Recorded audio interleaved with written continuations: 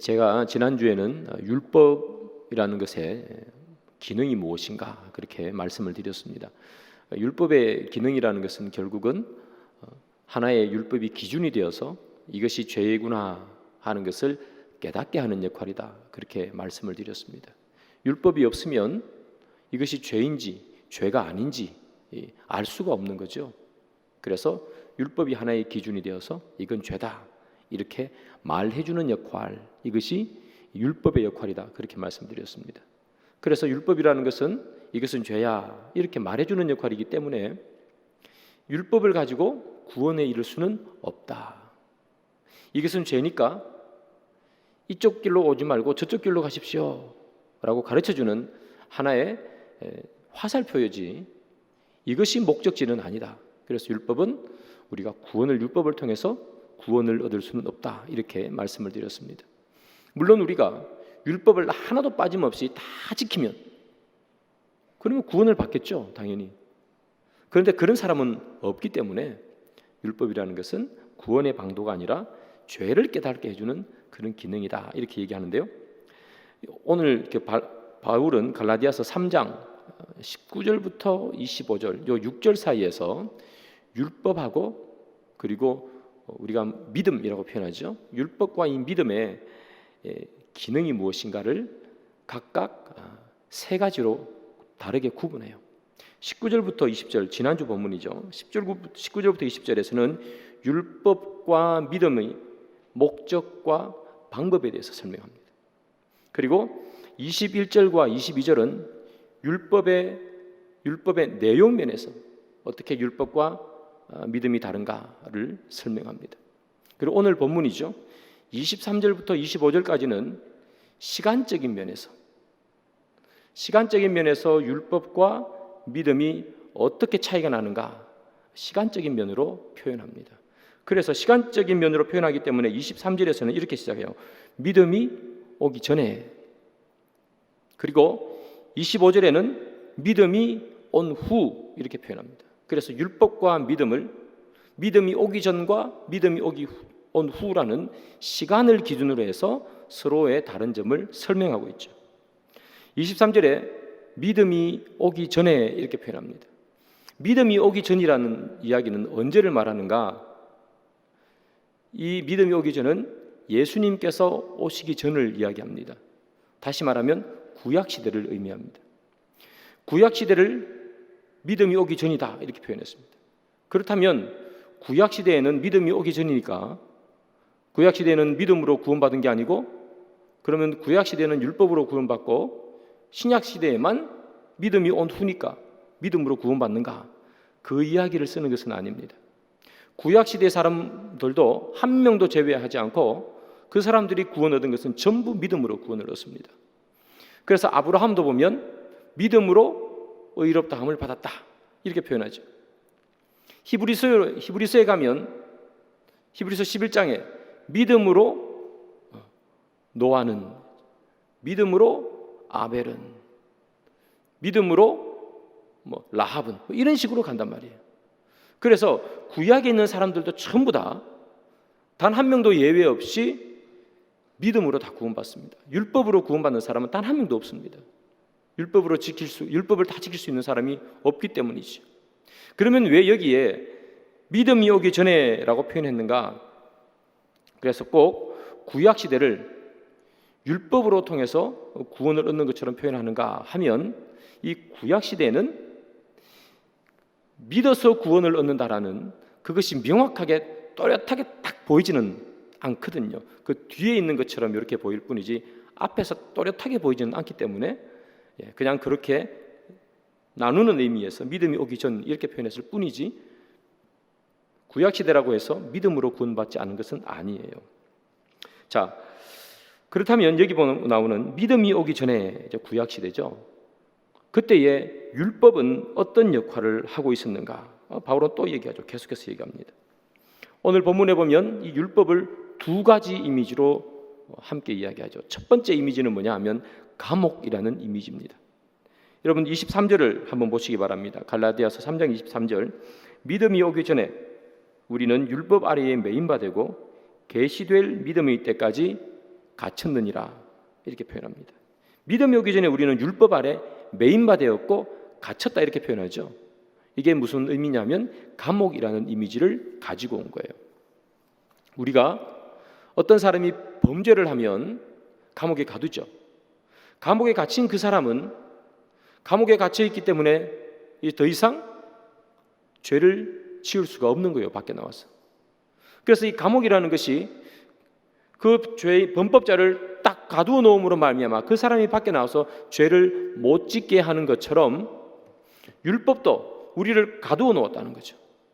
그래서 우리가 본질상 진노의 자녀, 우리의 본질상 죄를 짓지 않고는 살 수 없는 우리인데 율법이 우리를 딱 가두어 놓음으로 말미암아서 우리가 그 율법 때문에 죄를 짓기를 주저하더라 이 말이죠.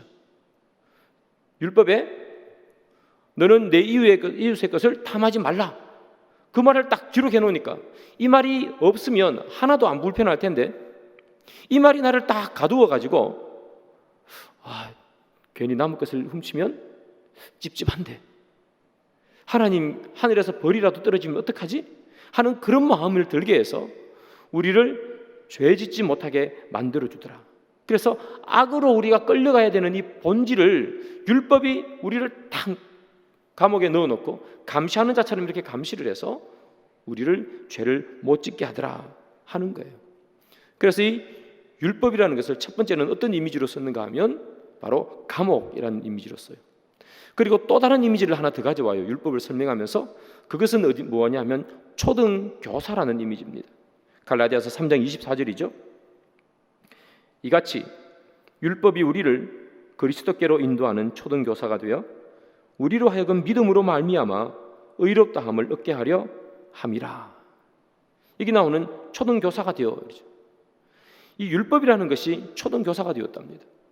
이 초등교사라는 말은 무엇인가 하면 로마 시대 때 노예들이 있었는데 노예들이 주인이 있을 거 아니에요. 그 주인의 아들들을 많았는데 그 아들을 보호하는 역할, 그리고 그 아이가 학교를 갈 때 아이를 데리고 가는 거, 학원을 갈 때 데려두고 가는 그런 교사의 역할을 한 것이 누군가 하면 바로 여기 나오는 초등교사예요. 신부는 노예들이 이 일을 했습니다. 노예들인데 교사였어요. 교사긴 교사인데 이 사람들은 지식을 가르쳐 주지는 않았습니다. 그냥 아이들이 어딘가를 갈 때 데려다 주고 데리고 오고 그렇게 안전하게 보호하는 역할을 주로 했고, 그리고 또 하나 보호하는 역할을 넘어서 이 아이들에게 예의 범죄를 가르쳤답니다. 이렇게 하면 예의에 맞고 이렇게 하면 예의에 틀려. 그래서 아이들에게 예의 범죄를 아주 엄격하게 가르친 사람들, 이 사람들이 초등교사예요. 그런데 여러분, 이 초등교사는 그 초등교사의 역할이 제한되어 있습니다. 제한되어 있다는 말은 무슨 말인가 하면 아이들이 커버리면 초등교사의 역할을 할 수가 없어요. 보통 아이들에게 7살에서 17살 사이에 있는 아이들에게 초등교사를 붙였답니다. 그러면 18살이 돼버리면 이제 성인이라고 쳐가지고 초등교사랑 같이 다니지 않게 합니다. 그래서 이 초등교사는 아이들을 보호하고 엄격하게 예의범죄를 가르치지만, 그러나 이 아이가 18세가 되면, 성인이 되면 초등교사 노릇을 더 이상 할 수가 없다는 얘기예요. 그래서 오늘 바울이 율법을 설명하기 위해서 두 가지를 들었죠. 하나는 감옥의 이미지, 또 하나는 초등교사의 이미지, 두 개를 들었습니다. 근데 이 둘은 공통점이 있습니다. 뭐냐면 이 둘 다 제한해요. 율법은 감옥에 있는 것처럼 사람들을 감옥에 딱 몰아넣고 밖으로 못 나게 엄격하게 지키는 역할을 하죠. 너 거기서 나오면 죄 짓는 거야. 딱 가두어 놓는 거예요. 마찬가지로 이 초등교사도 아이들을 딱 가두어 놓죠. 아이들과 함께 다니면서 요즘으로 치면 너 마음대로 뛰어가면 차에 치인다. 그래서 아이들이 마음껏 뛰어다니지 못하게 딱 잡아놓는 거예요. 예의 범죄를 가르친다 그랬죠. 함부로 행하지 않도록. 그래서 바울이 말하는 이 율법의 감옥의 이미지, 초등교사의 이미지는 무언가를 이렇게 딱 잡아놓는 것, 매여놓는 그런 공통점이 있어요. 또 하나 공통점이 더 있습니다. 그 공통점은 뭐냐면 제한된다는 거죠. 감옥에 들어가도 형을 예를 들어서 2년 이렇게 받았어요. 그러면 2년이 지나면 감옥에서 나오겠죠. 형을 언도한 그까지만 감옥은 유효한 거예요. 그 기간이 지나면 나오게 될 수밖에 없어요.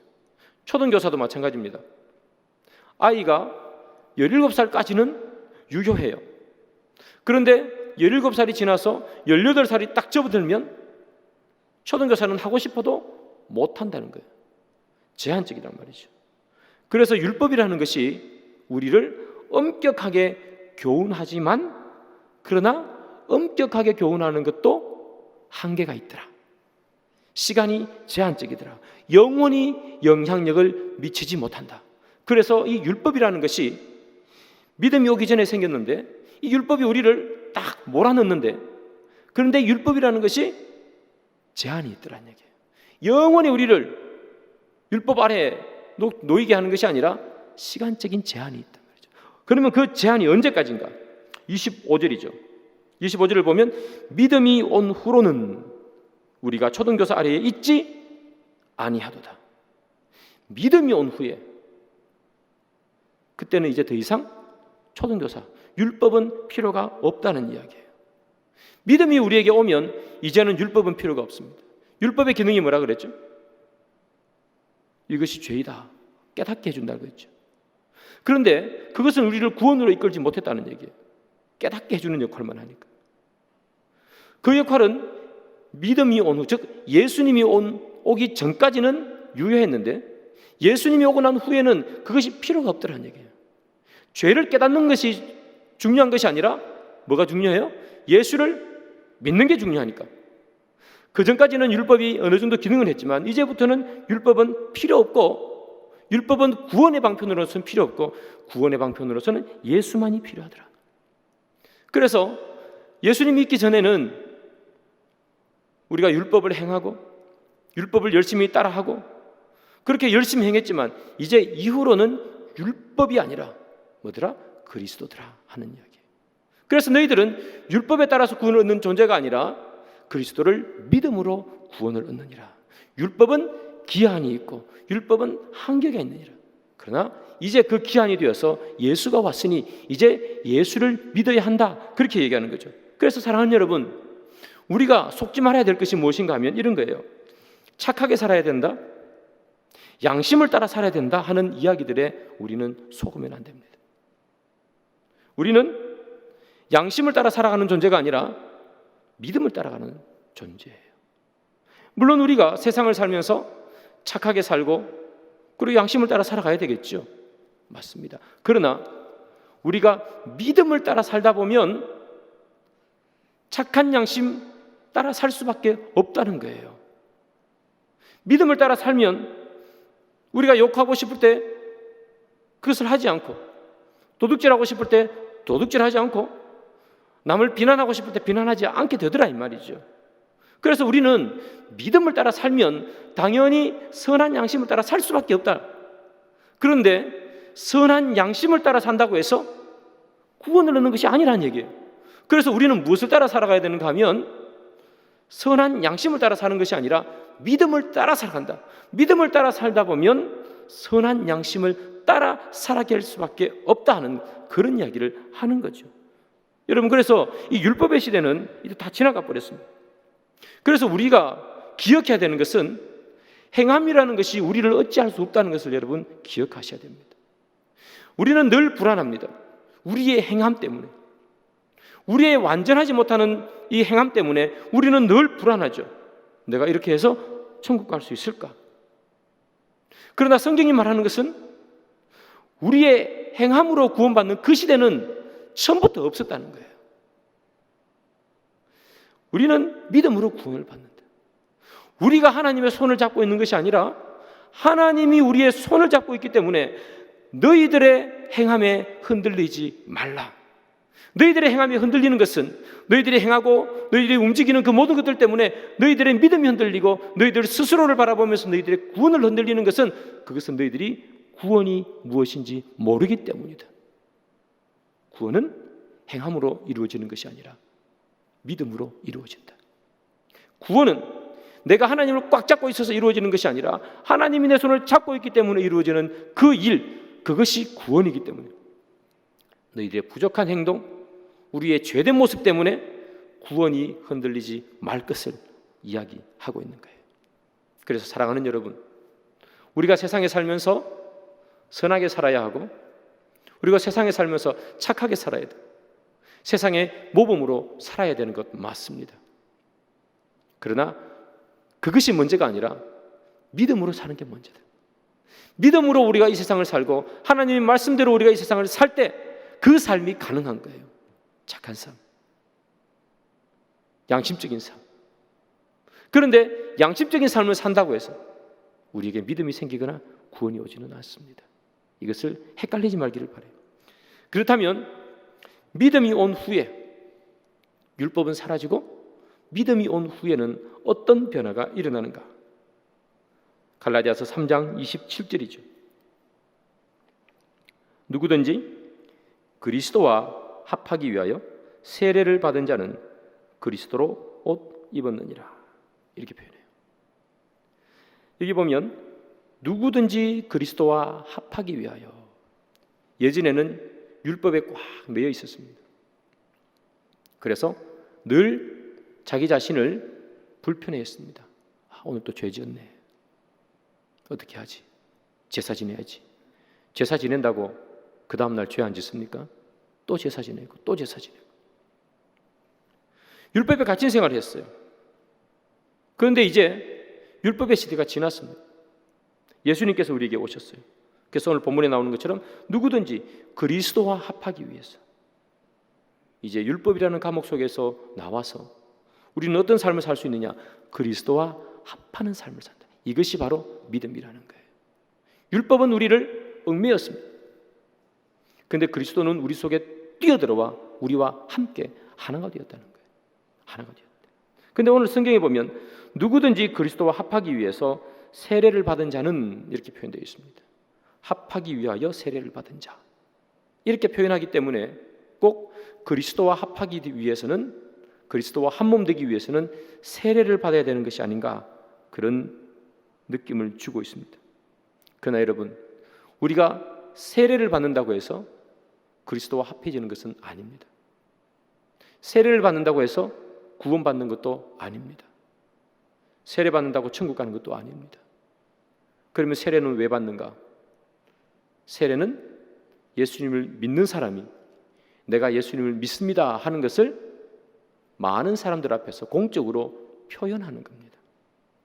그래서 어떤 사람들 보면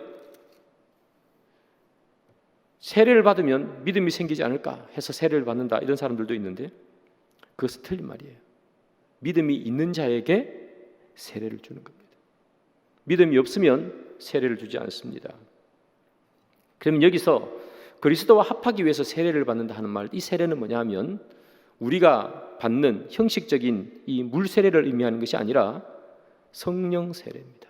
하나님께서 나에게 찾아오심, 성령님께서 내 안에 들어오심, 성령의 내주하심. 그래서 성령님께서 우리 속에 들어와서 우리와 합한다, 이렇게 해죠. 그러면 어떻게 되느냐?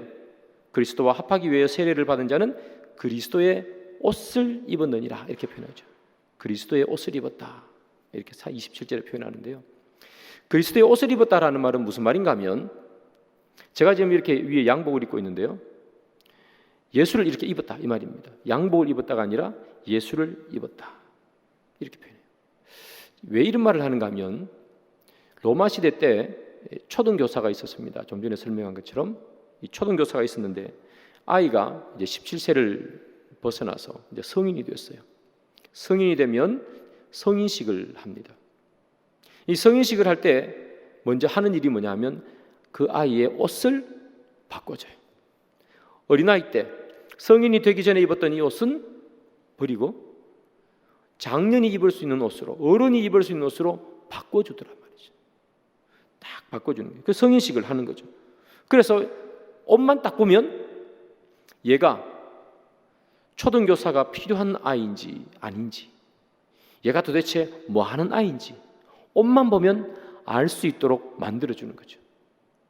그래서 우리가 그리스도로 옷 입었다 하는 말은 무슨 말인가 하면, 내가 그리스도라는 옷을 이렇게 딱 입고 있기 때문에 사람들이 나를 딱 보면 무엇이 보이는 거예요? 네, 그리스도가 보인다는 거예요. 그리스도로 옷을 입었기 때문에. 그래서 그리스도가 보이기 때문에 사람들이 나를 보는 것이 아니라 그리스도를 보듯이, 예수님께서 의로우셨듯이 우리가 하나님과 합하여 율법을 던져버리고 하나님과 합하여 한 몸이 되어서 성령의 세례를 받고 한 몸이 되면, 예수님께서 의로웠던 것처럼 나도 예수의 옷을 입으니 나도 의로운 사람처럼 하나님께서 우리를 보신다라, 그런 이야기를 하는 거고요. 내가 예수의 옷을 입으면 우리도 똑같이 예수님과 같은 신분이 된다는 의미예요. 예수님께서 어떤 신분입니까? 하나님의 아들 되는 신분인 것처럼 우리도 예수를 옷 입으면 우리 또한 하나님의 자녀라는 신분을 가지게 된다는 거예요. 그것이 바로 예수로 옷 입는다, 이렇게 이야기하는 거예요. 그래서 우리가 믿는 사람은 어떤 사람인가 하면 바로 예수로 옷 입는 사람이에요. 그런데 이 예수로 옷 입는 것은 율법으로는 안 된단 말이에요. 율법으로는 뭐밖에 못해요? 이거 죄다, 이렇게밖에 못하는데, 예수로 옷 입는 거, 하나님과 하나 되는 것은 주님께서 우리에게 오실 때만 가능하다, 믿음으로만 가능하다. 그래서 지금 바울이 계속해서 가서 이야기하는 거예요. 갈라디아 사람들에게 너희들은 율법으로 이것이 잘못이다, 이것에서 그치면 안 되고 예수로 옷 입는 사람이 돼야 된다, 그 얘기를 지금 하거든요. 율법은 우리를 의롭게 하지도 못하고 율법은 우리를 신분의 변화, 예수님의 하나님의 아들로 바꿔주지도 못해요. 그러나 예수를 믿으면 우리는 하나님의 자녀가 되고 우리는 의롭게 되는 거죠. 우리는 그런 사람들이란 말이에요. 하나님이 우리를 그렇게 만들었단 말이죠. 그래서 사랑하는 여러분, 우리는 이 자리까지 와야 되는 거예요. 어떤 자리인가 하면 그리스도와 하나 되어서 하나님의 자녀가 되고 하나님의 아들이라 불리는 영광의 자리까지 우리는 와야 되는 거예요. 그것이 신약 시대에 우리에게 주시는 하나님의 은혜예요. 그런데 우리는 늘 어디에서 머무르느냐? 아직까지 율법의 시대에 머물러요. 율법의 시대에 머무른다는 말은 무슨 말인가 하면, 아직까지 우리는 이것도 한다는 거예요. 이게 잘못이야, 이거 잘못이야, 여기까지밖에 우리는 못 온다는 얘기예요. 늘 잘못을 지적하는 자리, 그 자리를 벗어나서 하나님의 영광과 그리스도의 영광을 옷 입는 자리까지 우리는 늘 못 가고, 이게 잘못이야 하는 곳에서 멈추더라. 하나님, 내가 죄인입니다, 이 얘기에서 끝이란 말이에요. 하나님, 내가 죄인입니다, 용서해 주십시오. 너무나 훌륭하고 너무나 복된 고백임에도 불구하고 우리는 늘 여기서 끝난단 말이에요. 내가 죄인이었습니다라는 것을 고백에서 끝나는 것은 율법이란 말이에요. 더 나가야 된단 말이에요. 내가 죄인이었습니다라는 그 율법의 기능을 넘어서 내가 그리스도와 연합되고 그리스도와 옷 입어서 내가 영광과 거룩의 자리까지 나가는 것, 이것이 신학시대의 목표인데 우리는 늘 하는 게 하나님, 내가 죄인입니다. 거기에서 우리는 멈추더라. 우리의 삶을 하나님 앞에 온전히 변화시켜드리는 그 삶을 우리를 살기를 하나님께서는 원하시는데 우리가 그것을 못하더라 하는 거예요. 그래서 여러분, 우리가 늘 하는 게 이런 거잖아요. 너 이거 잘못이야, 지적하는 거. 우리가 해야 되는 것은 뭐냐 하면, 이것이 잘못이라는 것을 지적하는 것, 그걸 넘어서 그 사람을 영광의 자리로 인도해 주는 것까지 우리는 해야 되는데, 우리가 하는 일이 뭐예요? 늘 너 이러면 안 돼, 너 잘못이야, 너 죄야, 너 똑바로 살아, 이렇게까지밖에 못하더란 말이에요. 그래서 우리는 늘 율법의 자리, 율법이 기능하는 그 자리에까지만 늘 머물러 하나님과 하나 되는 예수님과 그리스도의 옷을 입는 자리까지는 못 나오는 때가 너무나 많더라는 거예요. 그래서 사랑하는 여러분,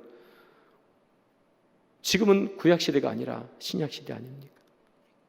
우리는 내가 죄인인 것을 넘어서 변화된 내, 그것이 성경이 우리에게 이야기하는 거거든요.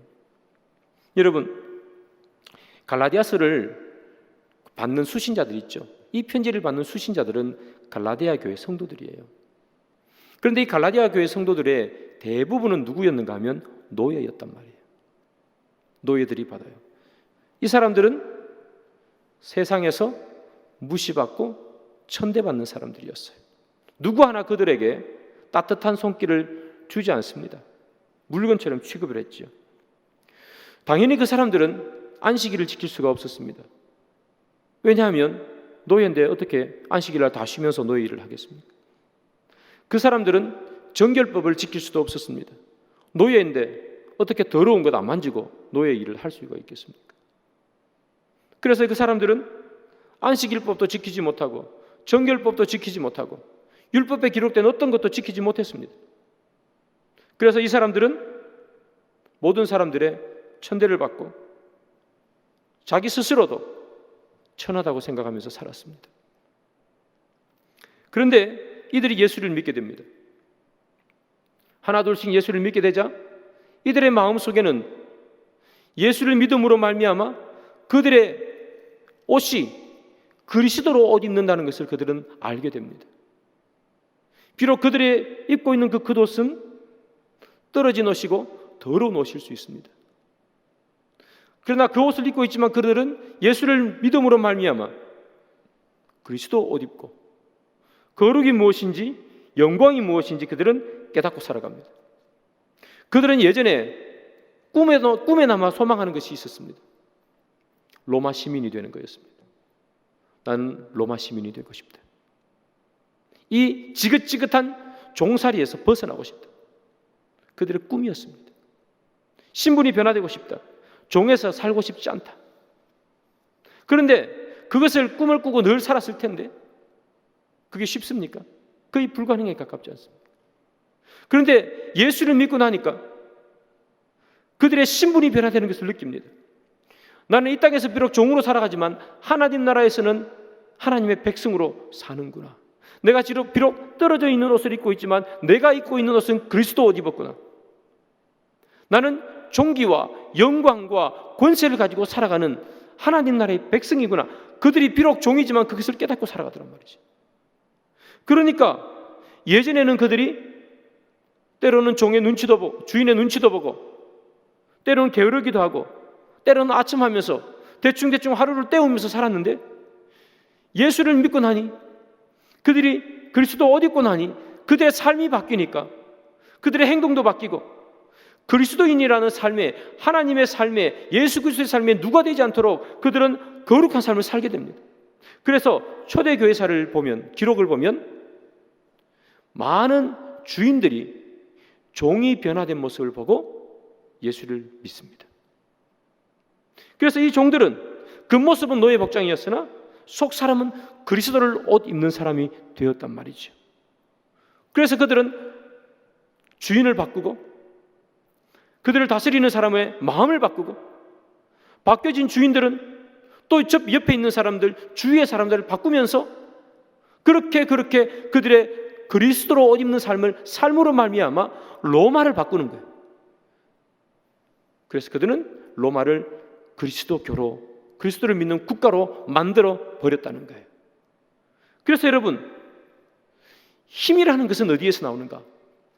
교회가 가지고 있는 힘은 어디에서 나오는가 하면 절대로 세상에서 권력 있고 힘 있는 사람들이 많이 예수를 믿어서 세상에 교회의 힘을 발휘하는 것이 아닙니다. 교회의 힘은 어디서 나오는가 하면 그리스도를 옷 입는 사람들, 그 사람들로 말미암아 교회는 힘을 가집니다. 율법을 지키는 선이 아니라 영광스러운 삶을 살아가는 그 사람에서, 죄를 안 짓는 삶이 아니라 거룩을 행하는 삶으로 살아가는 그 사람들로 인해서 교회는 힘을 얻어가고 교회는 세상에서 권세를 내며 살아가는 거예요. 그래서 우리가 교회 세상에서 힘 있는 사람들, 권력 있는 사람들, 돈 많은 사람들, 그 사람들이 교회로 많이 들어와야 교회가 힘을 낸다고 하는 이야기는 사실은 틀린 말입니다. 교회는 세상의 힘을 가지고 세상을 굴복시키지 않습니다. 교회는 어떻게 세상을 굴복시키는가? 여기 나오는 이 갈라디아서를 받는 이 수신자들, 이 노예들처럼 그들의 삶이 바뀌고 그리스도 옷 입고 그들의 인생이 변화되고 그들의 행동이 바뀌면서 그렇게 교회는 세상을 삼키며 살아가는 단체가 되겠죠. 사랑하는 여러분, 그래서 우리는 어떻게 힘을 내야 되는가? 저와 여러분들이 어떻게 해서 이 도남동이라는, 동선동이라는 이 동네에서 어떻게 우리 교회가 힘을 낼 수 있을까? 어떻게 우리 교회가 영향력을 펼칠 수 있을까? 구청장이 우리 교회 성도가 되고 동장이 우리 교회 성도가 된다고 해서 되는 게 아니에요. 저뿐만 아니라 여기 계신 우리 모두가 그리스도로 옷 입는 삶을 살 때 우리 교회는 힘을 내는 거겠죠. 어떻게 우리 교회에 믿지 않는 사람들이 많이 와서 우리 교회가 부흥할 수 있을까? 다른 데 있는 것이 아닙니다. 우리가 그리스도로 옷 입는 삶을 살 때 그때 교회의 힘이 세상에 뻗쳐지는 거예요. 그래서 믿지 않는 사람은 예수를 믿게 되는 역사가 일어나는 거겠죠. 그때 세상을 바꾸는 힘이 생기는 거죠. 여러분 갈라디아서 3장 28절을 한번 보시기 바랍니다. 너희는 유대인이나 헬라인이나 종이나 자유인이나 남자나 여자나 다 그리스도 예수 안에서 하나이니라. 얼마나 여러분이 놀라운 이야기입니까? 종이나 자유인이나, 여러분 종인이나 자유인이나 어떻게 하나가 됩니까? 얼마나 큰 차이가 있습니까, 여러분? 종과 주인하고 어떻게 하나가 되겠습니까? 조선시대 때 돌쇠하고 사또하고 어떻게 하나가 됩니까? 지금 이렇게 쓴단 말이죠. 평생을 노예로 살았어요. 노예들은 평생을 노예로 살았는데 예수님께서 하시는 말씀이 뭡니까? 너희들이 나를 받아들이면 너도 너를 다스리는 주인도 하나니라. 깜짝 놀라는 거죠. 주인도 마찬가지입니다, 여러분. 평생 주인으로 살았습니다. 근데 예수님 믿고 난 후에 예수님께서 하시는 말씀이 이거죠. 너도 종도 하나이니라. 다 깜짝 놀랍니다. 여러분 성경에 보면 빌레몬스가 있습니다. 빌레몬의 종이 누굽니까? 오네시모입니다. 이 오네시모는 빌레몬의 집을 도망쳐 나왔습니다. 그러다가 바울을 만납니다. 그리고 그가 예수를 믿게 됩니다. 이제 바울의 동역자가 되어서 열심히 복음을 전하는 자가 됩니다. 그런데 이 오네시모에는 약점이 하나 있습니다. 주인 집에서 도망쳐 나왔다는 거죠. 그래서 바울이 편지를 씁니다. 그것이 빌레몬서입니다. 빌레몬에게 편지를 씁니다. 오네시모, 너희 집을 도망 나온 이 오네시모를 나와 함께 사역하는 동역자로 삼고 싶다. 허락해다오. 빌레몬이 허락했겠죠, 당연히. 사랑하는 여러분, 그렇게 해서 빌레몬과 오네시모는 하나가 되는 거예요. 다 복음을 위해서 헌신하는 하나가 되는 거예요. 왜 이것이 가능했겠습니까? 왜 자기 집에서 도망쳐 나온 이 종을 자기와 함께 바울을 돕는 동역자로 삼습니까? 그리고 이 오네시모는 왜 바울과 한 몸이 되어서 복음을 전합니까? 그리스도로 옷 입었기 때문입니다. 율법으로는 할 수 없는 겁니다. 율법으로는 죄다 아니다까지밖에 못하기 때문에. 그러나 믿음이 우리에게 와서 믿음으로 말미암아 우리가 그리스도로 옷을 입으니까 주인도 종과 하나 될 수 있고 종도 주인과 하나 될 수 있게 되는 거예요. 삶이 바뀌더란 말이죠. 이 주인은 자기의 종을 복음을 위해서 온전히 내어줘 버립니다. 그렇게 바뀌는 거예요. 세상은 그렇게 바뀌어 가더라. 그래서 우리도 그런 삶을 살 수 있어야 하나님의 자녀가 아닌가. 우리는 이제 율법의 시대에 사는 사람들이 아니다. 우리는 믿음의 시대에 사는 사람이다. 우리가 더 이상 율법에 갇혀서 살아가는 인생이 아니라 믿음으로 살아가는 인생이기에 이제 우리 속에는 예수 그리스도 옷 입고 믿음의 영광과 권세를 마음껏 뽐내면서 살 수 있는 우리가 되어야 됩니다. 말씀의 결론을 맺습니다. 사랑하는 여러분, 율법의 삶에 머물러 있지 마시기 바랍니다. 나는 죄인이다. 나는 죄를 지었다. 주님 나를 구원해 주십시오. 여기에 머무르지 마십시오. 거기가 이제 시작입니다. 우리는 영광의 자리까지, 그리스도를 옷 입는 자리까지 가기를 원하십니다. 여러분들의 하루하루의 삶이 그곳을 향해 달려가는 삶이 되기를 소망하고요. 그리스도 옷 입은 우리는 이제 변화된 삶으로 말미암아 세상을 변화시키고 우리 주위를 변화시키고 믿지 않는 사람들을 변화시켜서 하나님의 나라를 이끌어가는 그런 저와 여러분이 되기를 주님의 이름으로 축복합니다.